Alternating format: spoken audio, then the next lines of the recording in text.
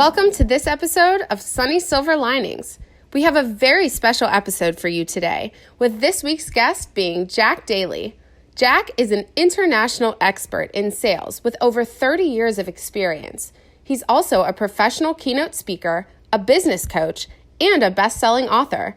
His most recent book, Life by Design: Your Path to an Exceptional Life, provides concrete methods to help you live your best life. This interview with Jack had so much great advice, we've made it into 2 parts. Enjoy part 1 of Life by Design with Jack Daly. And now, your host, the founder and CEO of IT by Design, Mr. Sunny Kela. Over to you, Sunny. Jack, thank you so much for joining me today on my podcast. Sunny, it's a pleasure. All the time that I get to spend with you is prized. I truly appreciate it, my friend. So I'm curious, why this name and what inspired you to write this book and what can people expect? I know it's coming up and you probably, anything that you feel is public information and you can share. So name, what inspired you to have this name and why now? And the overall, what people can expect. Yeah, so the way I've led my entire life from that age of 13 is intentionally. There hasn't been much that's been accidental. Every once in a while I run into somebody that says, your whole life has been lucky. That's throwing me under the bus, so to speak. Do I believe in luck? I do believe in luck, but I think I position myself at times to have that luck. So I'll give you a real world example. When I was a junior in high school, I already had my 4 goals that I built when I was 13. One of them was financial. What did I want to look like at the age of 30 from a net worth and an income standpoint? So that was one goal. A second goal was, what did I want to look like by the age of 30 professionally? And when I said I wanted to be the CEO of a company that was national in size in the US, that dealt in the world of money, because I saw all these tall buildings and the names on them were banks and financial institutions, so I thought I should go there. The third goal that I had was, what was I going to look like educationally? And the fourth goal was, what did I want my family to look like? All of which would be by the age of 30. Now I have what I'll call my North Star. I have my painted picture. I have my life looking at me in the future. Here's where I'm going to be at 30 years old. So now let me take you to high school. So in junior year of high school, I was in this curriculum called college prep. And the guidance counselor told me I needed to take chemistry and trig. And I'm like, why would I need chemistry and trig if I'm going to be a business person running a business? Shouldn't I take like bookkeeping and business law? And so I went to them and said that. And they said, no, you're in college prep. You don't get business law and bookkeeping. That's for secretarial program. And I went to the principal with my dad and said, hey, this is where we want to go. And can we make an accommodation? And the principal said, it's 1 out of 1,000 people or greater that have their goals like you have all cemented out by the age of 13. Like, you're a crazy man in a good way. And so we're going to approve you to have accounting, business law, and bookkeeping. So now we'll fast forward. I go on to college, and my freshman year, I really did well because the accounting book was the business law book. Was the bookkeeping book, and the business law book was the same book. So in effect, I was getting it for the second time. The guys that took chemistry and trig were really struggling because it was new material. Now, if you want to say that was luck, well, go ahead, but that was with intention, right? And so I have witnessed some incredible things, Sonny, in my life that came about because I put it out there in the universe as a part of my life by design. I have right here in front of me my bucket list. Now, At the age of 26 years old, I built something called a bucket list. It was called a life list back then because the movie hadn't come out. But look at the length of this, Sonny. This is 443 items on my bucket list.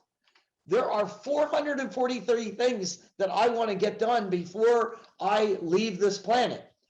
75% of these bucket list items are complete. That is not by accident.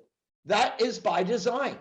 So I've run a marathon in all 50 states. Well, the reason that I ran a marathon in all 50 states is because I put it on my bucket list. I ran a marathon on all 7 continents. It's on my bucket list. I flew a jet fighter plane without a flying instruction because it was on my bucket list. And the list just goes on. I've traveled all over the world and I've done so many things. And so I said, you know what? People they just don't spend enough time thinking about what they would like their life to look like. And I'm going to write down in my book how to lead an exceptional life. And I'm going to give you the templates.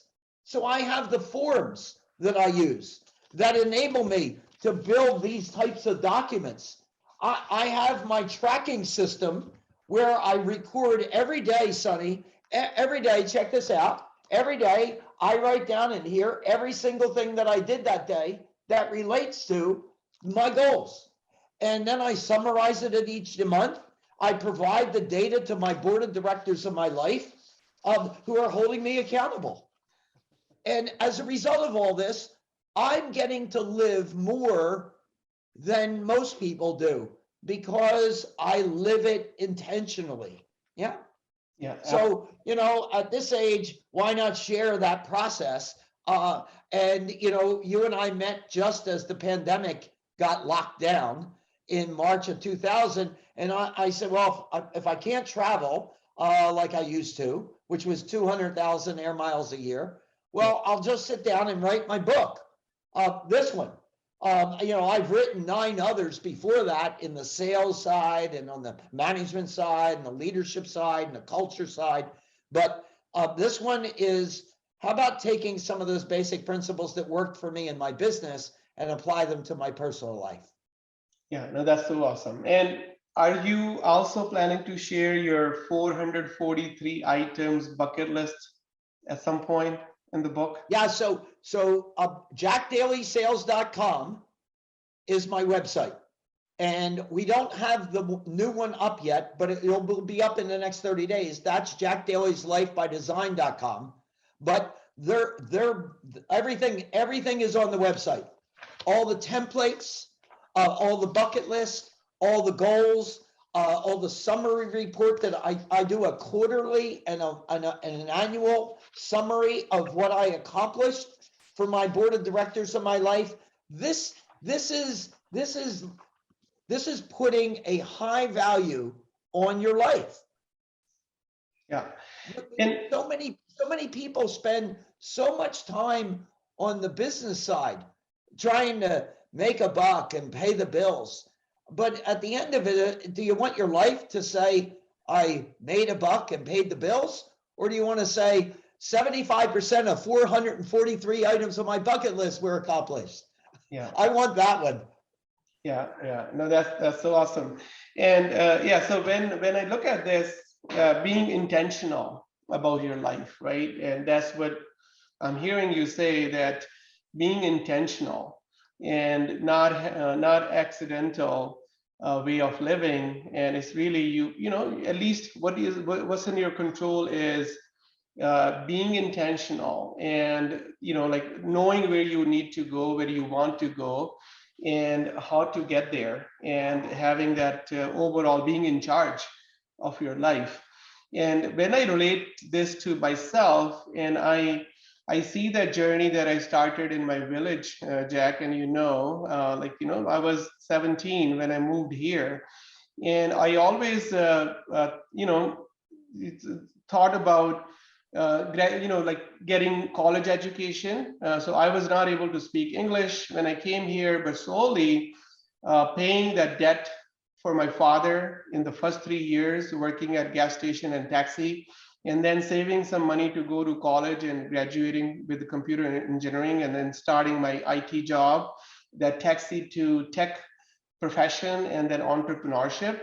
And I see it that how it can really make someone a lot more successful than others. And there is another thought that comes to my mind, Jack, is I see that when I talk to, in my friend circle with my team, there are two types of people. One is where they're always thinking why they were not able to get what they wanted. And there are people where they are owners and they are intentional about knowing what they need, and they kind of do what they need to do to get it, right? That owner mindset and the victim mindset. And what I'm hearing that if in this book, it's like how to be that owner mindset and how to really live your life intentionally. And you are good crazy, my friend. When I look at all these 100 marathons, I think 100, right? 100, you have achieved that recently. And where a victim mindset could be like, how can I get this? I'm going through this, like medical and all, but you still got it done. That is owner mindset. And you were able to have 17, I think, Ironman medals. 15 full Ironmans, yeah. 15 full. And with this, the 7 continents that you shared, and that is also one question that comes to my mind is the 4 goals. What I heard you say is that at 13 you had that financial, that where do I need to be with my net worth and income, that financial, then professional and education and the family. How did you achieve all this for like Ironman and everything else? At what point you added your physical fitness and all these health goals and things that you have achieved? Because it's not part of those 4 goals that you had at 13. Yeah, so that's a really, really fair question. And in the book, I address that. So at different stages of our life, our goals are going to look different. And the way we invest are 168 hours each week, right? 24 hours times 7 is 168. So that is the most valuable thing we have, is our time. So we have to be very diligent about how we spend our time. Well, when I'm raising a family, and I had a wife and 2 children, and I was a business owner and entrepreneur. I prioritized my health, but not with races, not with long distance races, not with a lot of personal travel. Those were not the things that I should be intentionally focused on. So in my 30s and in my early 40s, I didn't play golf unless it was once or twice a year. Later on in life, I was playing the top 100 golf courses in the United States on my bucket list, to which I have 95 completed. But my kids were old and gone, and I had sold my businesses, so I had more discretionary time. So I wanted to spend my time, invest my time with my children. They were only going to be young once. So let's focus there. So family became much more of a concentration of time. So if we go back to the races, Sonny, my first marathon was when I was 46 years old. My first Ironman was when I was 58 years old, because the training that's involved would have been unfair for me to take that time away from my teenage kids or my employees. And so I needed to reallocate my time. So if I were to look at a summary of this year's goals, this year, I would tell you that there are 6 major items. One is family time. Second is physical fitness. Third is some business initiatives. Fourth is world travel. 5 is golf. And 6 is pursuing bucket lists. And those are the big picture. And then I identify with specificity what goes into each of those buckets. Yeah, no, that is beautiful. And so you said you 58. The first Ironman race was at 58. That is good crazy. That's what? Good crazy.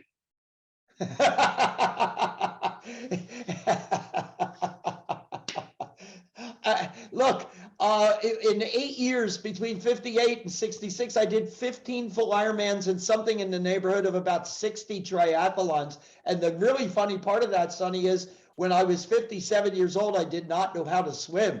And the Ironman is a 3.8 kilometer swim on a clock. So it's a big deal. Yeah. Yeah, and one thing that I loved when you said, that those accountability board of directors. So now you have written goals, you know what you want, you have your bucket list, you're very intentional about knowing what you want from your life. And now it's that discipline that we talked about, and then it's more like accountability. And can you talk to me a little bit more, so people that are listening and they're probably, okay, I want to have board of directors. Can you give us something that will be where they can adopt that idea and that they can make it work for themselves? It's a great question, for sure. So the criteria for the board of directors of your life, and I talk about this in the book, is they need to pick people that really genuinely care about you and your success. They really have a tremendous care and passion. And the second criteria is that they will call you out if you're not producing, if you're not performing. They're going to take you on. They have to have strength in order to do that. So let me give you an example of this. My wife, Bonnie, we met at 16 years old, and I lost her to cancer 4 years ago after 47 years of marriage. And all during that 47 years, Bonnie was always like, can I be on your board of directors of your life? And I never gave her the opportunity. And the reason is that she loved me so much. So she met the first criteria. She loved me passionately, but she never would have called me out. She never would have been strong enough. I would have said at the end of a quarter, hey, I got all these things done, but I didn't get these 3 done. And she would say, oh, Jack, you get more done than anybody. You need to lighten up on yourself. Be nicer to yourself. I don't want that in my board of directors of my life. So as an example, I have a daughter now who's 50 years old. That hurts me to even say that. But I have a daughter that's 50 years old. Her name is Melissa. And Melissa is on my board of directors of my life. She's 3 degrees, full scholarships, drama student of the year, a high performance professional in the business world, Fortune 500 company, significant position. This is a girl that in our big family, we refer to as Jack in a skirt. I'm never going to show up with Melissa and say, I didn't get my stuff done. That makes my hand shake in fear. And when you put your child on there, you want to be a good mentor. So it puts a little bit more pressure on you because you don't want to let her down, right? So I have previous business partners of mine that I know are tough. And then I have a long-term friend of mine who I met at 5 years old, and we've spent our whole life together. He's on my board. Those are the people that care significantly about me and will hold me accountable. That's key. Yeah, no, that's awesome. And thank you for sharing that. Thanks for listening. And don't forget to join us for part 2 of Jack Daly's incredible interview with Sunny. We'll see you next week.